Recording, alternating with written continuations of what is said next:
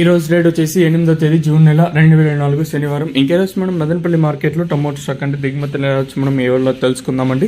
నేటితో పోల్చుకుని దిగుమతి తగ్గిందా లేదా పెరిగిందా వేటని వాళ్ళలో తెలుసుకుందామండి. సుత్తిగా సోది లేకుండా మీకు నీట్గా చెప్పేస్తాను.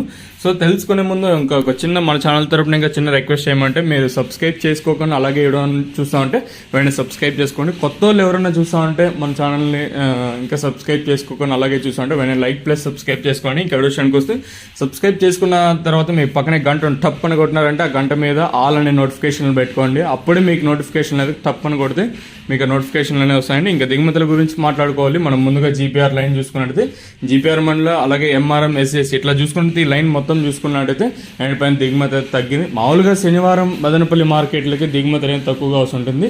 నిన్న ఓవర్ హెవీ స్టాక్ వచ్చేసింది. సో ఈ రోజు నిన్నంత స్టాక్ అయితే రాలేదు. నేనైతే పోల్చుకుంటే ఇక్కడ మాత్రం అంత దిగుమతి తగ్గింది. అలాగే టీవీఎస్ మండలం చూసుకున్నా కూడా ఇక్కడ ఒక 10% ఇంకా ఒక 10% ఇంకా 15% మాత్రం దిగుమతి అనేది తగ్గింది. ఓవరాల్ గా చూసుకుంటే నిన్నంత అతి భారీగా రాకపోయినా పర్వాలేదు. నేనుతో పోల్చుకుంటే స్వల్పంగా దిగుమతి తగ్గింది.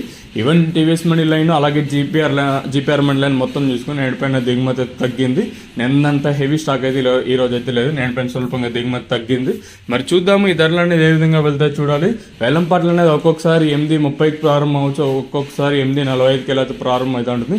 మరి చూద్దాం ఈ ధరలు అనేది ఏ విధంగా వెళ్తాయి. ఓవరాల్ గా చూసుకుని నేడిపైన స్వల్పంగా దిగుమతి అయితే తగ్గింది.